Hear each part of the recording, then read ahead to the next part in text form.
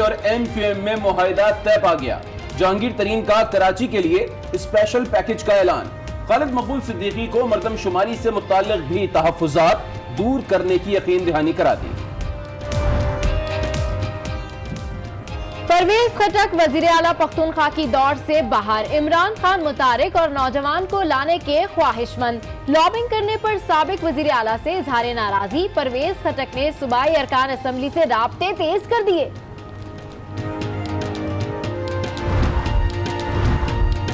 इस्लामाबाद में अपोजिशन इंतखाबी इत्तेहाद अपोजिशन जमातों को फैसले से आगाह कर दिया गया। अपोजिशन इत्तेहाद के नए नाम का भी फैसला। Pakistan free and fair election alliance के नाम से मिलकर जिद्दोजहद का इख्तियार है, डिप्टी डायरेक्टर का नहीं। फहमीदा मिर्जा की घन गरज। बदीन के अवाम का मैंडेट चुराने की कोशिश का इल्जाम। जुल्फिकार मिर्जा कहते हैं असेंबली में बैठकर मुखालिफत करना चाहते हैं और करेंगे। रिजल्ट ट्रांसमिशन सिस्टम का तहरीक इंसाफ से कोई ताल्लुक नहीं। सिस्टम नादरा ने बनाकर इलेक्शन कमीशन को दिया। चेयरमैन IT बोर्ड पंजाब की वजाहत। डॉक्टर उमर ने प्रोपेगेंडा बेबुनियाद करार दे दिया। कहते हैं सोशल मीडिया अकाउंट बैरून मुल्क से चलाए जा रहे हैं। आबिद शेर अली ने वोटों की दोबारा एजेंट्स को निकाल दिया गया। लीगी रहनुमा की फरियाद। अदालत ने फरूख हबीब की कामयाबी का नोटिस तलब।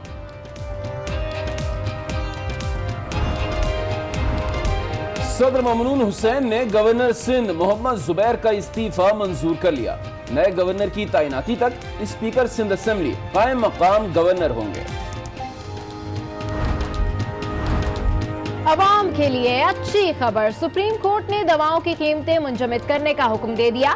ड्रग रेगुलेटरी अथॉरिटी को 10 हफ्ते में केसेस निपटाने की हिदायत। हुकूमत को मुस्तकिल चीफ एग्जीक्यूटिव की तैनाती का भी कह दिया। चीफ जस्टिस ने दवाओं के निर्ख इख्तियारात के नाजायज इस्तेमाल का इल्जाम। नैब ने नीलम जहलम पावर प्रोजेक्ट की तहकीकात का हुक्म दे दिया। पंजाब इंस्टीट्यूट ऑफ कार्डियोलॉजी के अफसरान और दीगर के खिलाफ भी तहकीकात होंगी। गिलगित बल्तिस्तान के इलाके दियामीर में लड़कियों के 13 स्कूल तबाह कर दिए गए। 12 को आग लगाई, 1 को बारूद से उड़ा दिया। पुलिस वतन दुश्मनों की तलाश में जुट गई। वाक़े पर सेनेट कायमा कमेटी का नोटिस, रिपोर्ट तलब कर ली। सबसे पहले आपको आगाह करते हैं कि PTI और MQM के दरमियान मुआहिदा हो चुका है। MQM के वफ्द ने इमरान खान से मुलाकात की है और इसके बाद जहांगीर तरीन और खालिद मकबूल सिद्दीकी ने मुश्तरका प्रेस कॉन्फ्रेंस की, जिसमें मुआहिदा होने का ऐलान किया है। बिल्कुल अहम खबर आपके साथ शेयर कर रहे हैं कि PTI और MQM के दरमियान मुआहिदा हो गया है। MQM के वफ्द ने इमरान खान से मुलाकात की, जिसके बाद जहांगीर तरीन और खालिद मकबूल सिद्दीकी ने मुश्तरका प्रेस कॉन्फ्रेंस में मुआहिदा होने का ऐलान किया है।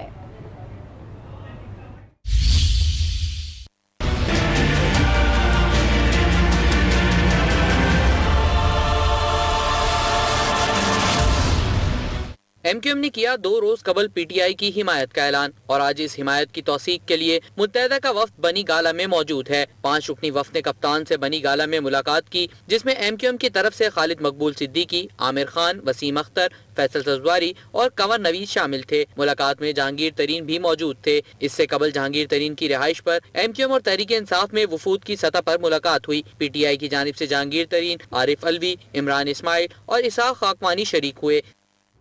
इसी हवाले से हमें ज्वाइन किया है हमारी सीनियर एंकर पर्सन गरीदा फारूकी ने, जिनसे आज इस अहम मुआहिदे के बारे में हम बात करेंगे। गरीदा, कैसे देख रही हैं आप इस मुआहिदे को? MQM के जितने भी अरकान हैं, रहनुमा हैं, सब बड़े मुतमईन दिखाई दिए। जी बिल्कुल मुतमईन तो हो गए, क्योंकि नहीं था ये MQM की सिंस 1988 हिस्ट्री रही है कि जिस भी पार्टी की हुकूमत बननी होती है वो उसके साथ इत्तेहाद में शामिल हो जाती है, माँ सिवाय पिछले एक टेन्योर में, बल्कि वो भी हाफ टेन्योर की, जिसमें मुत्तहिदा कौमी मूवमेंट अपोजिशन में रही है। फिर उसके बाद जिस किस्म के हालात का, सियासी हालात का शिकार है MQM, अंदरूनी भी मुश्किलात हैं, धड़ेबंदी है, फिर कराची ऑपरेशन की वजह से जो एक अस्करी विंग होता था, जो एक शिद्दत पसंद मिलिटेंट ग्रुप होता था MQM का, उसकी बिल्कुल कमर टूट के रह गई, जिसकी वजह से फाइनेंशियली ज़ाहिर है बहुत मुश्किलात का सामना करना पड़ा। तो ये सब वो रूलिंग पार्टी के साथ चाहती, और ये MQM के लीडर्स का फैसला तो हो सकता है, लेकिन वर्कर्स में जाहिर है इससे बहुत बड़ी बेचैनी फैलेगी, क्योंकि MQM और पाकिस्तान तहरीक इंसाफ का जो रिलेशनशिप रहा है पिछले कुछ अरसे में, खासतौर पे 2013 के इलेक्शन से वो किसी से ढका छुपा हुआ नहीं है। एक वक्त तो बीच में एक छोटा सा हनीमून पीरियड ऐसा आया था कि जब अल्ताफ हुसैन साहब और इमरान खान साहब के ताल्लुकात बड़े अच्छे थे और जलसा भी कराची में इमरान खान साहब ने MQM की सपोर्ट से करवाया था, बहुत बड़ा जो पहला जलसा था, और उसमें उन्होंने अल्ताफ हुसैन का बड़े हरीफ कराची में सियासी जमातें उभर के सामने आई थी। अगर हम मेमोरेंडम ऑफ अंडरस्टैंडिंग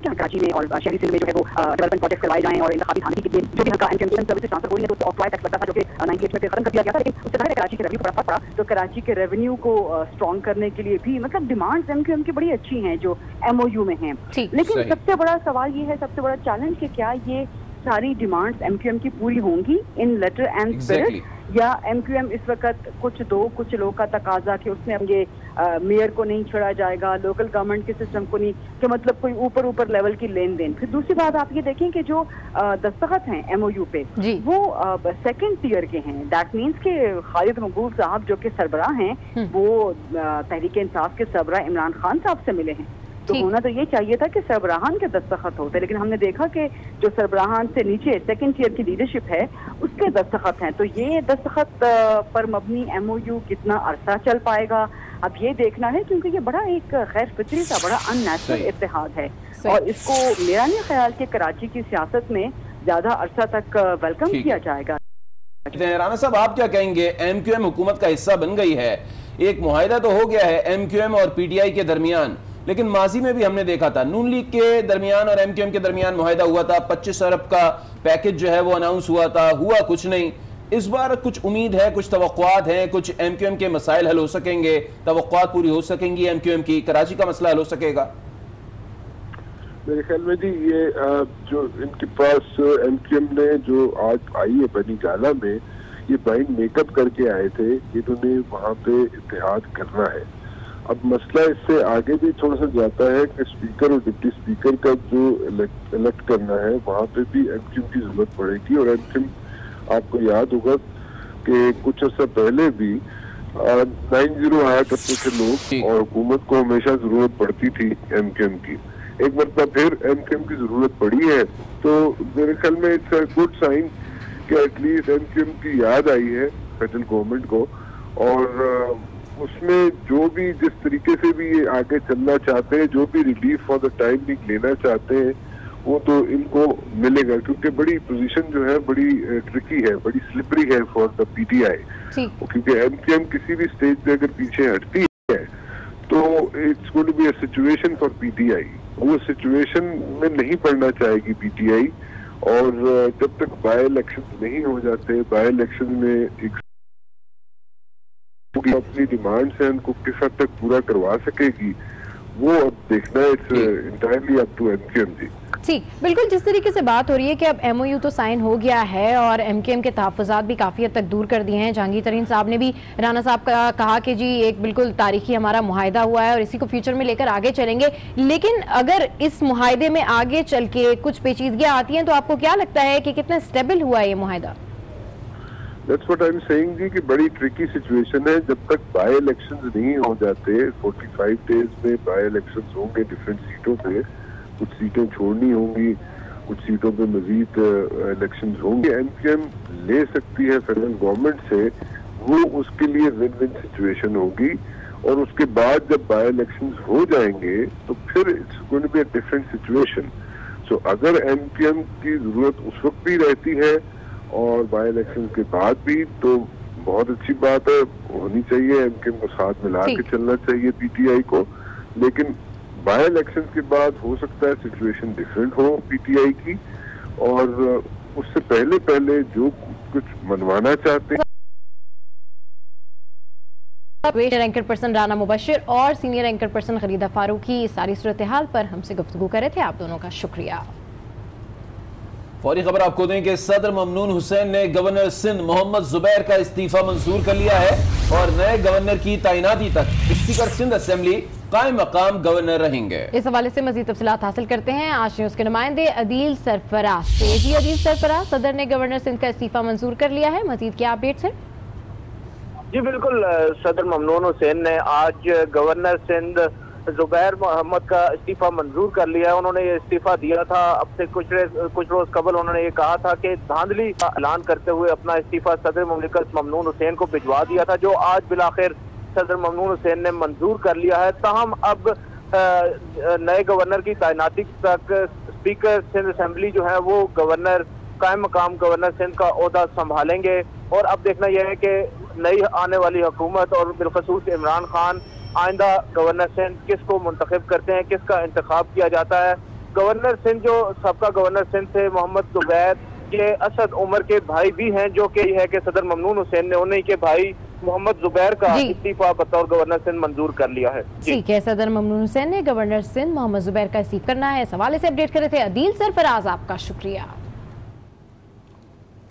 एक और अहम खबर आपको दें कि अपोजिशन इत्तेहाद मुस्तकबिल में किस तरह काम करेगा, ये तय करने के लिए एक्शन प्लान बनाया जा रहा है और मनसूबाबंदी के लिए 16 रुकनी कमेटी का पहला इजलास आज इस्लामाबाद में होने जा रहा है। इस इजलास में इत्तेहाद के TORs तय करने समेत दीगर मामलात पर तबादला ख्याल किया जाएगा। इस वक्त आज न्यूज़ के नुमाइंदे नासिर काज़मी हमारे साथ मौजूद हैं, इसी हवाले से तफसीलात उनसे हासिल करेंगे। तो बताइएगा नासिर, ये 16 रुकनी कमेटी है जिसका पहला इजलास इस्लामाबाद में आज होने जा रहा है, एजेंडा क्या है? देखिए, आज इसका जो मेन एजेंडा था 16 रुकनी कमेटी के इजलास का, वो कुछ TOR तय करने थे जिसमें किस तरह से ये ज्वाइंट अपोजिशन को जो अपोजिशन जमातों के रहनुमा शामिल थे, उन्होंने इस बात पर इत्तेफाक किया कि पहले तो इस अलायंस को एक नाम दिया, में फ्री एंड फेयर इलेक्शन जो अलायंस है उसके नाम से ये चीज सामने आई है। और फिर बकाया तौर पर जो एहतजाज है, मुल्की एहतजाज का ऐलान किया गया। 8 अगस्त से इस एहतजाज का बकाया तौर पर आगाज किया जाएगा। इलेक्शन कमीशन ऑफ पाकिस्तान के सामने जो ज्वाइंट अपोजिशन जमातें हैं वो अपना एहतजाज रिकॉर्ड करेंगी, जो इल्जाम लगाया जा रहा है कि मुबैना तौर पर इलेक्शन में धांधली हुई है उसके खिलाफ। फिर इस एहतजाज का जो दायरा कार है वो वसी कर दिया जाएगा, मुल्की सतह पर ये एहतजाज किया जाएगा। सबसे पहले मरहले में जो सूबाई असम्बलियां हैं चारों सूबों की, उनके सामने एहतजाजी मुजाहरे किए जाएंगे और फिर जो सूबाई इलेक्शन कमीशन के ऑफिस हैं उनके सामने इस एहतजाज को किया जाएगा। साथ ही साथ जो इस इजलास में अहम चीज सामने आई है वो ये है कि जो एहतजाज की हिकमत अमली जो है वो मुरतब की गई और जो वजीर आजम का नाम, जो अगर इमरान खान वजीर आजम बनते हैं तो उस दिन को बतौर योम सियाह के तौर पर मनाया जाएगा। तो ओवरऑल आज का जो इजलास था उसमें ये स्ट्रेटेजी जो है वो तय की गई है कि किस तरह जो है अपना एहतजाज रिकॉर्ड करवाना है और किस तरह से जो है इस एहतजाज का दायरा कार आगे बढ़ाना है। जी ठीक है, बहुत शुक्रिया नासिर काज़मी आपका।